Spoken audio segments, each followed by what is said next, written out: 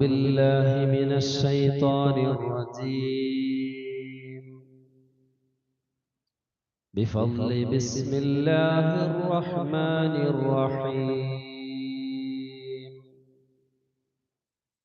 الحمد لله رب العالمين. الصلاة والسلام على سيدنا ومولانا وحبيب ربنا وطبيب لبنا خاتم الأنبياء والمرسلين ورسول رب العالمين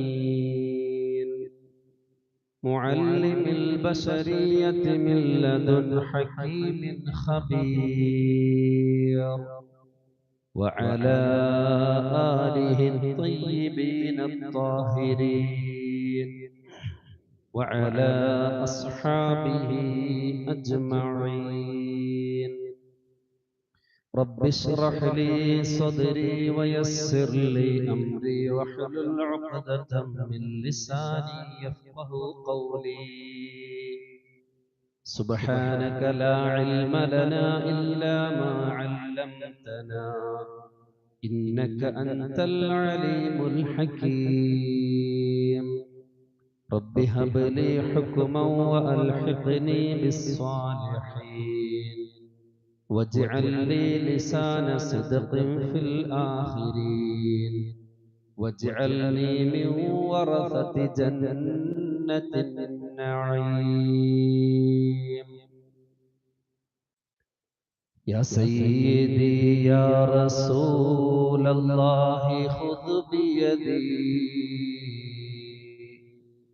ما لي سواك ولا ألوي على أحد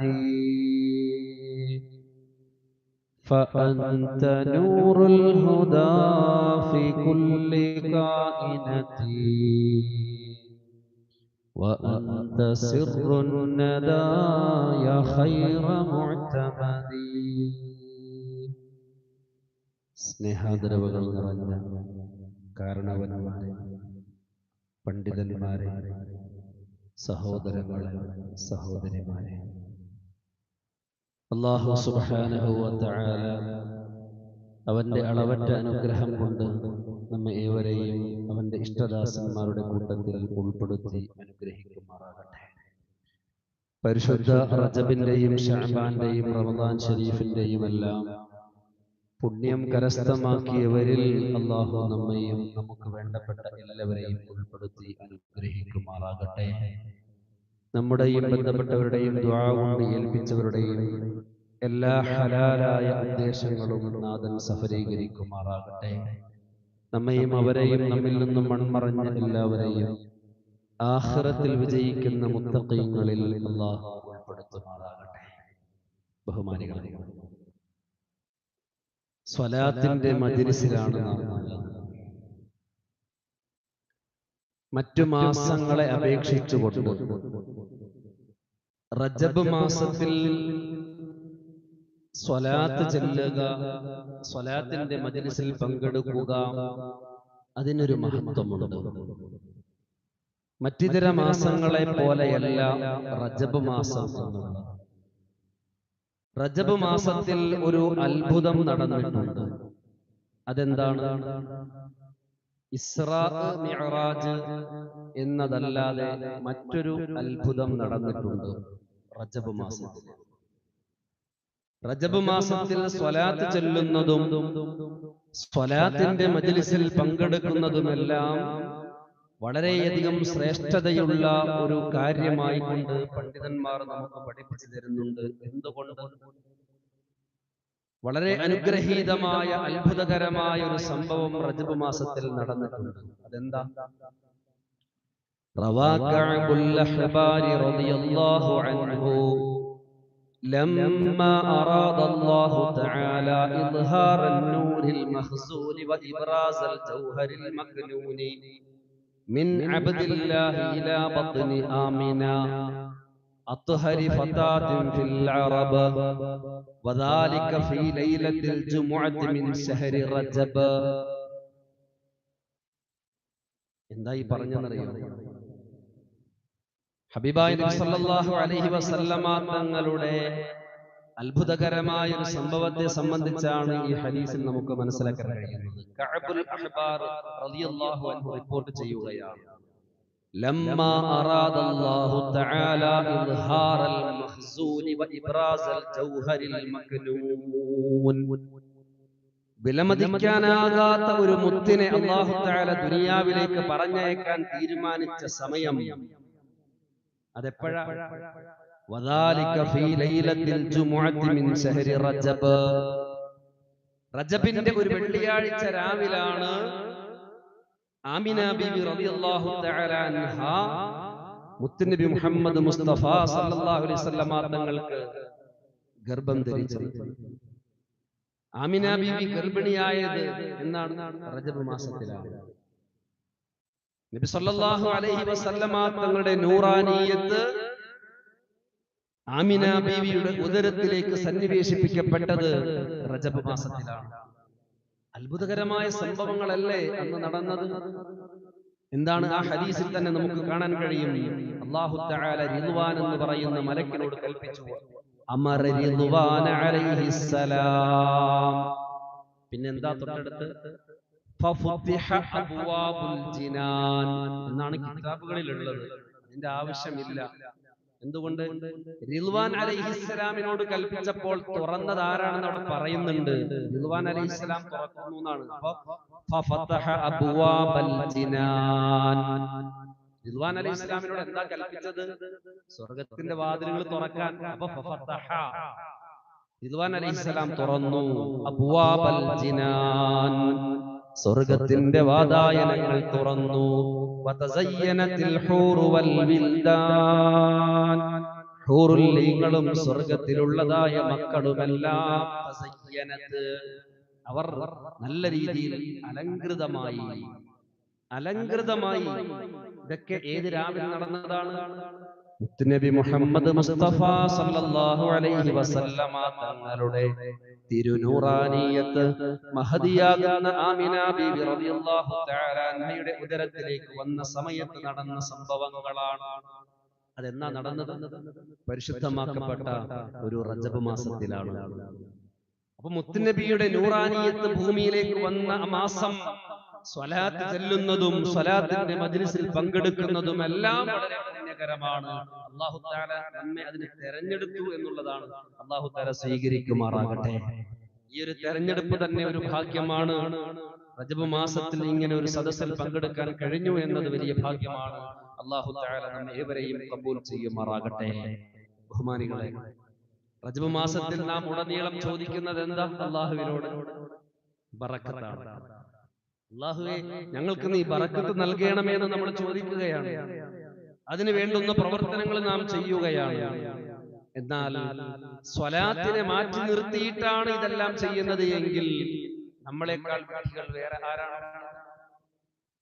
നമ്മുടെ തൊട്ടടുത്ത് നമ്മുടെ കയ്യിൽ തന്നെയുണ്ട് ബറക്കത്ത് കിട്ടാനുള്ളതായ കാര്യം. അത് ഉപയോഗപ്പെടുത്താതെ ബറക്കത്തിന് വേണ്ടി നാം പ്രാർത്ഥിക്കുന്നു, ബറക്കത്തിന് വേണ്ട കാര്യങ്ങൾ നാം ചെയ്യുന്നു. ബഹുമാനികളെ, എല്ലാവിധ ഐശ്വര്യത്തിന്റെയും റഹ്മത്തിന്റെയും ബറക്കത്തിന്റെയും കാരണക്കാരനാണ് ആര്? അഷ്റഫുൽ ഖൽഖ് റസൂലുള്ളാഹി സ്വല്ലല്ലാഹു അലൈഹി വസല്ലം. അവരുടെ മേലുള്ള സ്വലാത്തിനെ മാറ്റി വെച്ചുകൊണ്ട് ബറക്കത്തിന് വേണ്ടി പ്രാർത്ഥിക്കുകയും അതിനു വേണ്ടി പ്രവർത്തിക്കുകയും ചെയ്യുന്നുവെങ്കിൽ നമ്മേക്കാൾ വലിയ വിദ്യാരാണുള്ളത്? എന്ത്? സുഗന്ധം അന്വേഷിച്ച് നടക്കുന്ന ആരെ പോലെ? കസ്തൂരിമാനെ പോലെയാണ്. സുഗന്ധം അന്വേഷിച്ച് നടക്കുകയാണ് കസ്തൂരിമാൻ. സുഗന്ധം എവിടെന്നാ വരുന്നത്? കസ്തൂരിമാനിൽ നിന്നും തന്നെയാണ് സുഗന്ധം വന്നുകൊണ്ടിരിക്കുന്നത് എന്ന് പറഞ്ഞതുപോലെ നാം ഇങ്ങനെ ബറക്കത്തിനെ അന്വേഷിക്കുകയാണ്, പ്രാർത്ഥിക്കുകയാണ് ബറക്കത്തിന് വേണ്ടി. എന്നാൽ സ്വലാത്ത് ചൊല്ലിയാൽ മതി. പൂർണ്ണമായും സ്വലാത്ത് ചൊല്ലിയാൽ ബറക്കത്ത് നമുക്ക് കിട്ടും. അതെങ്ങനെ നമുക്ക് മനസ്സിലാക്കാൻ കഴിയും? ഉബയ്യ് ഇബ്നു കഅബ് റളിയല്ലാഹു തആല അൻഹുവിനോട് നബി സല്ലല്ലാഹു അലൈഹി വസല്ലമ തങ്ങൾ പറഞ്ഞ ആ വാക്ക് മാത്രം മതി. ഇദൻ തുക്ഫാ ഹമ്മക, ഇദൻ തുക്ഫാ ഹമ്മുക. സ്വലാത്ത് നീ വർദ്ധിപ്പിച്ചാൽ നിന്റെ ദുനിയാവിന്റെ എല്ലാ ടെൻഷനുകളും മാറാൻ അത് കാരണമായി തീരും. നിന്റെ ദോഷങ്ങൾ പൊറുക്കപ്പെടാനും അത് കാരണമാണ്. എല്ലാവിധ ബറക്കത്തും സ്വലാത്തിലുണ്ട്. ദുനിയാവിന്റെ പ്രശ്നങ്ങൾക്ക് പരിഹാരമുണ്ട്, പരലോകത്തിന്റെ പ്രശ്നമാകുന്ന പാപമോചനത്തിനും പരിഹാരമുണ്ട്. അഷ്റഫുൽ ഖൽഖ് റസൂലുള്ളാഹി സ്വല്ലല്ലാഹു അലൈഹി വസല്ലമ തങ്ങളുടെ മേലുള്ള സ്വലാത്ത്. അപ്പൊ സ്വലാത്തും സ്വലാത്തിന്റെ മജ്ലിസും എല്ലാം നമുക്ക് വളരെ പ്രധാനപ്പെട്ടത് തന്നെയാണ്.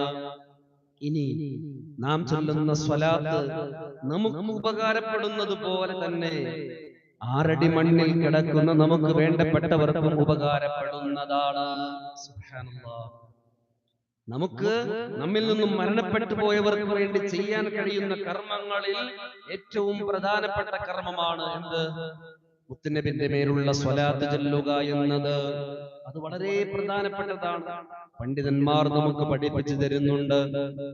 ഒരിക്കൽ ഹസനുൽ ബസ്രി റളിയല്ലാഹു തആല അൻഹുവിന്റെ അടുക്കൽ ഒരു ഉമ്മ വന്നുകൊണ്ട് പറയുകയാണ്.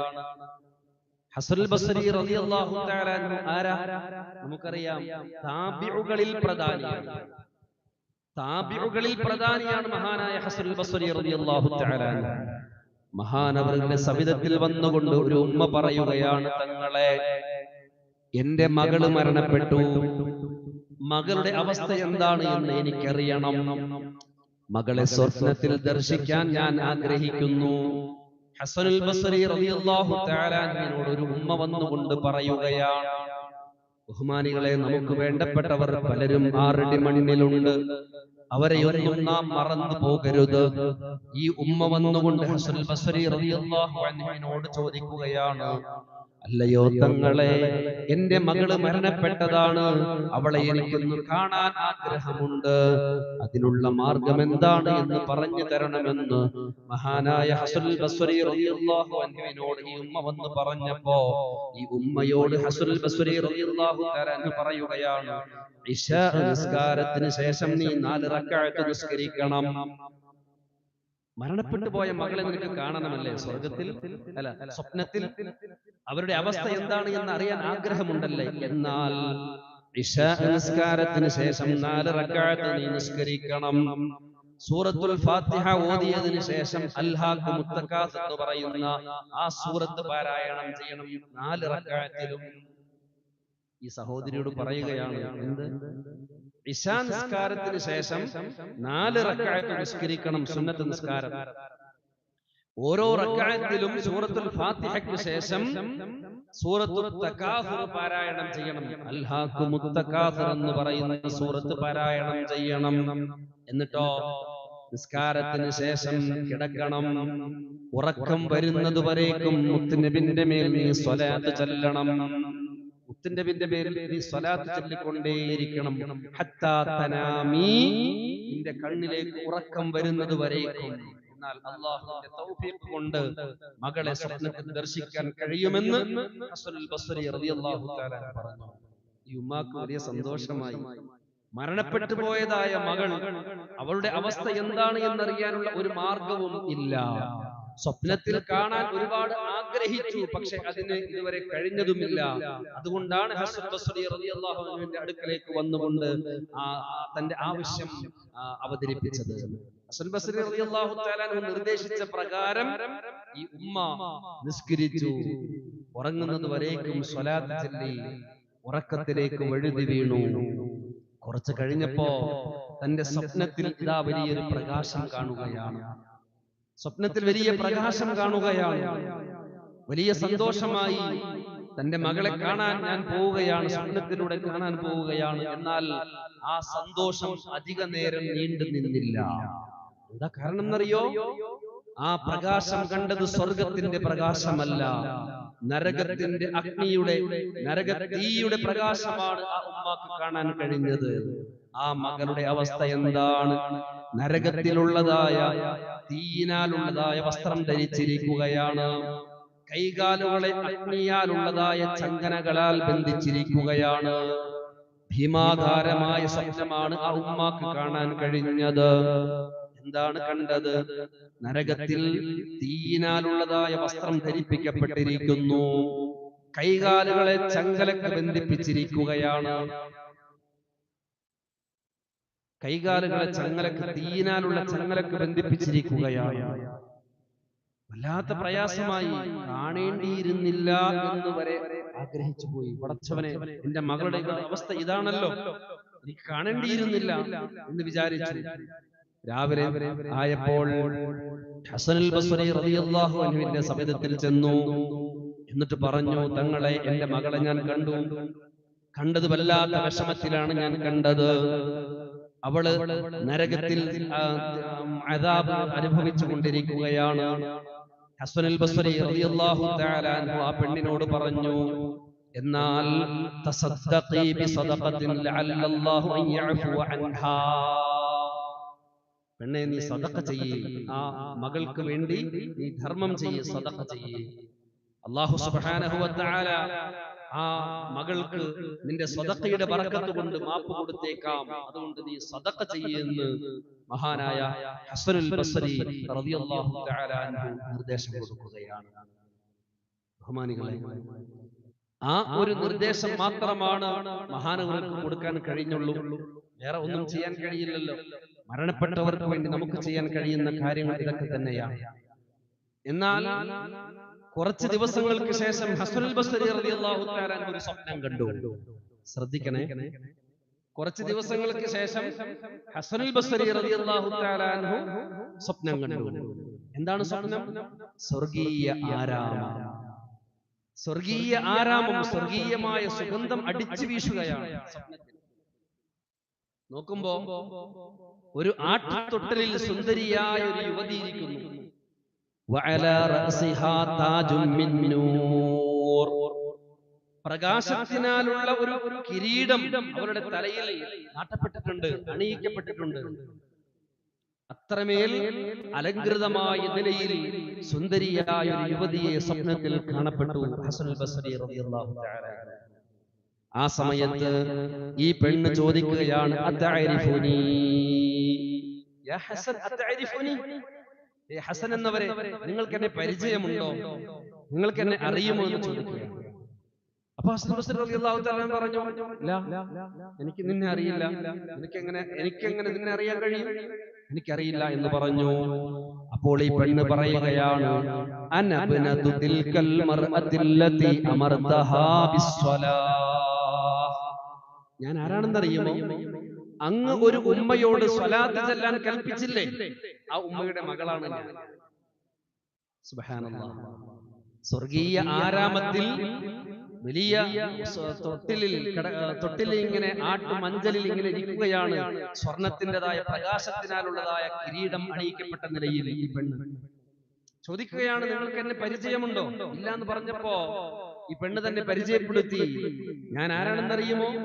അങ്ങയുടെ അടുക്കൽ വന്നുകൊണ്ട് ഒരു മകളെ കുറിച്ച് പറഞ്ഞില്ലേ, അങ്ങ് സ്വലാത്ത് ചെല്ലാൻ പറഞ്ഞില്ലേ, ആ മകൾക്ക് വേണ്ടി, ആ മകളാണ് ഞാൻ എന്ന് ഹസനുൽ ബസ്രി റളിയല്ലാഹു തആല അൻഹുവിനോട് പറഞ്ഞപ്പോ ഹസൻ ബസ്രി റളിയല്ലാഹു തആല അൻഹു ഈ പെണ്ണിനോട് പറയുകയാണ്, മോളെ, നിന്റെ ഉമ്മ നിന്നെ കുറിച്ച് ഇങ്ങനെയല്ലല്ലോ പറഞ്ഞത്, നരകത്തിലാണ് എന്നും വലിയ ശിക്ഷ അനുഭവിച്ചു കൊണ്ടിരിക്കുകയാണ് എന്നുമാണല്ലോ എന്റെ അടുത്ത് പറഞ്ഞത്.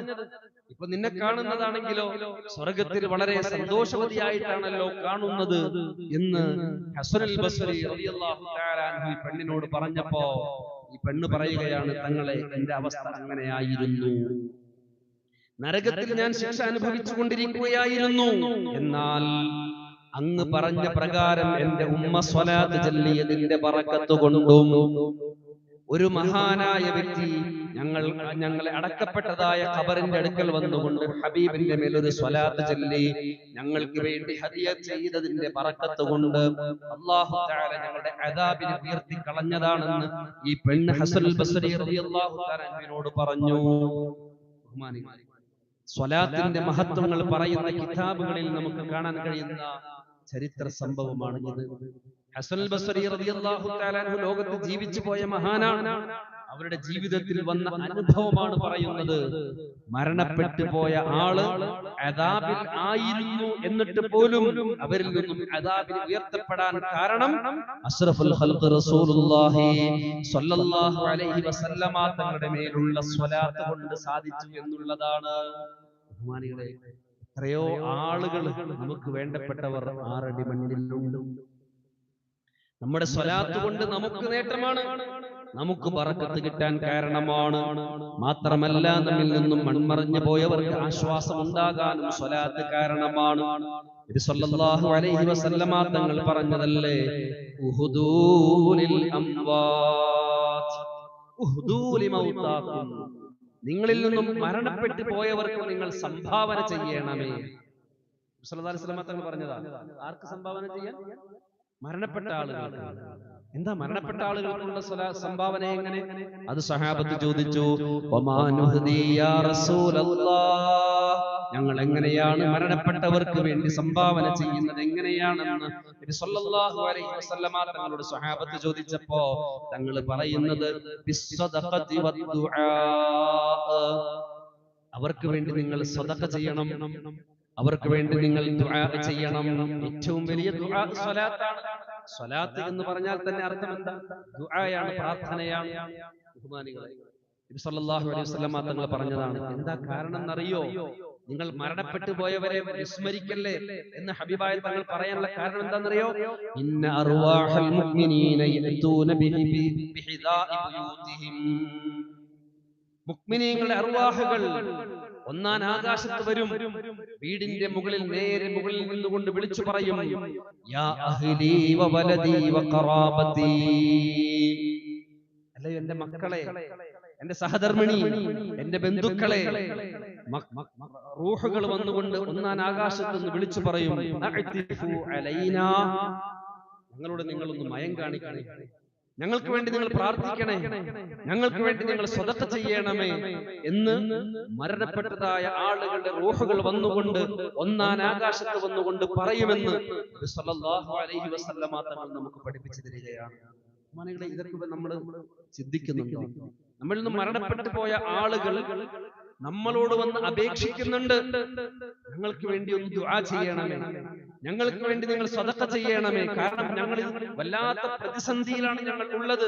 എന്നിട്ട് അവര് പറയുമെന്നാണ് തങ്ങൾ പറയുന്നത്, യാ വൈലനാ, ഞങ്ങൾ വല്ലാത്ത വിഷമത്തിലാണ്, ഞങ്ങൾ വല്ലാത്ത പ്രയാസത്തിലാണ്.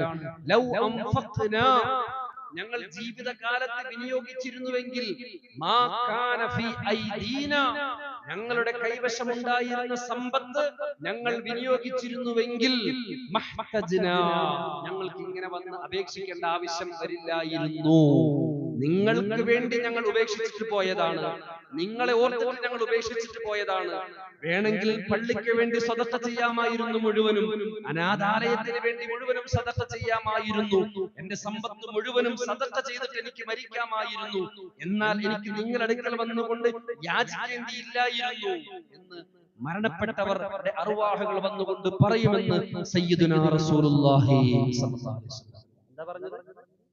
ഞങ്ങളുടെ അടുക്കൽ ഉണ്ടായിരുന്ന സമ്പത്ത് നിങ്ങൾക്ക് വേണ്ടി, നിങ്ങളുടെ നന്മ ഉദ്ദേശിച്ചുകൊണ്ട് നിങ്ങൾക്ക് വേണ്ടി ഞങ്ങൾ വിട്ടേച്ചു പോയതല്ലേ, ഞങ്ങൾക്ക് വേണ്ടി ഒരല്പം പൈസയെങ്കിലും മറ്റുള്ളവർക്ക് സദഖ കൊടുത്തുകൊണ്ട് ഞങ്ങൾക്ക് വേണ്ടി ദുആ ചെയ്തു കൂടെ എന്ന് മരണപ്പെട്ടു പോയതായ റൂഹുകൾ വന്നുകൊണ്ട് പറയുമെന്ന് നബി സല്ലല്ലാഹു അലൈഹി വസല്ലം തങ്ങൾ പറയുമ്പോൾ, ബഹുമാനികളെ, നമ്മളിൽ നിന്നും മരണപ്പെട്ടു പോയവരെ വിസ്മരിക്കാൻ പാടില്ല.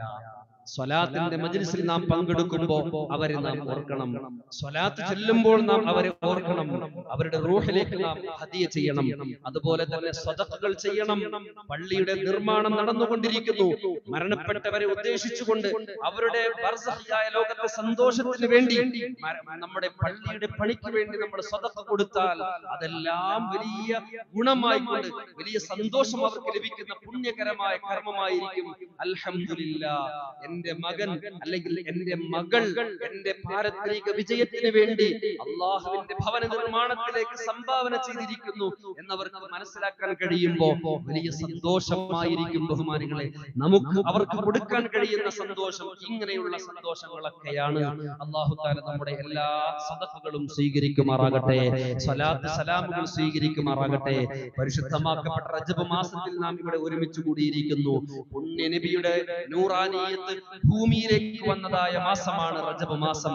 ഈ റജബ് മാസത്തിലാണ് സ്വലാത്തിന് വേണ്ടി നാം ഇവിടെ ഒരുമിച്ച് കൂടിയിട്ടുള്ളത്. അല്ലാഹു തആല തൗഫീഖ് നൽകി അനുഗ്രഹിക്കുമാറാകട്ടെ, സ്വീകരിക്കുമാറാകട്ടെ.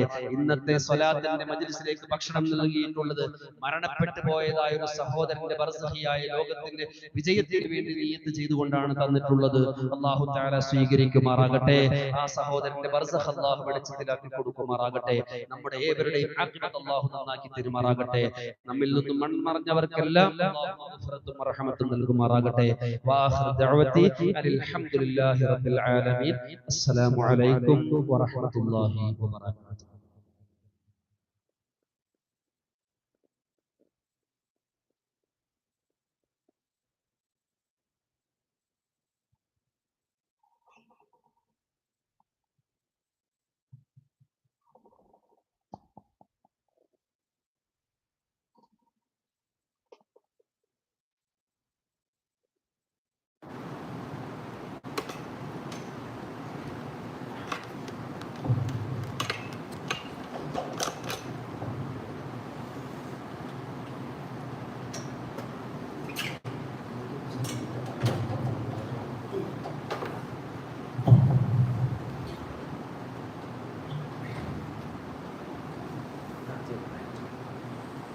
തുടങ്ങിക്കോ.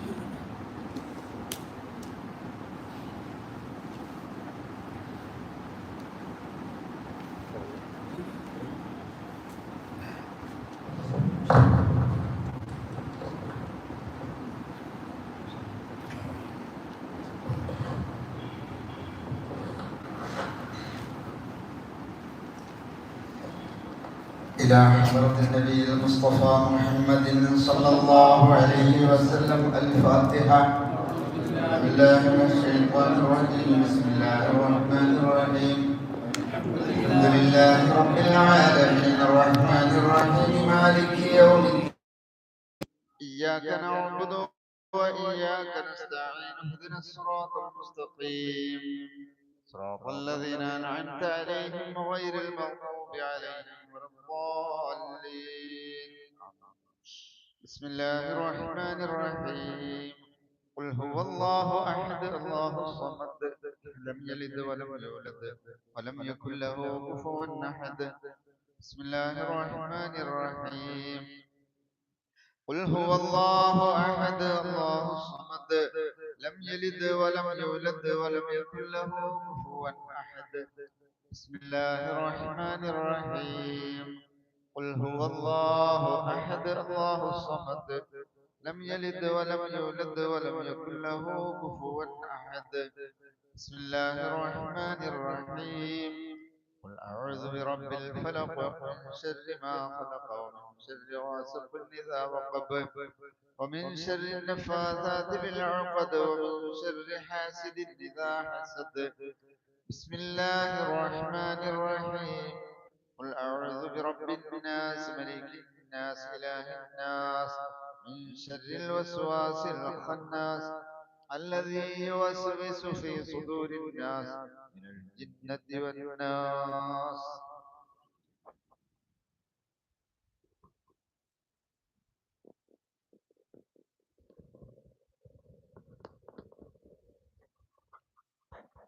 الحمد لله رب العالمين حمدا يوافي نعمه ويكافئ مزيدا. اللهم صل على سيدنا محمد وعلى آل سيدنا ومولانا محمد.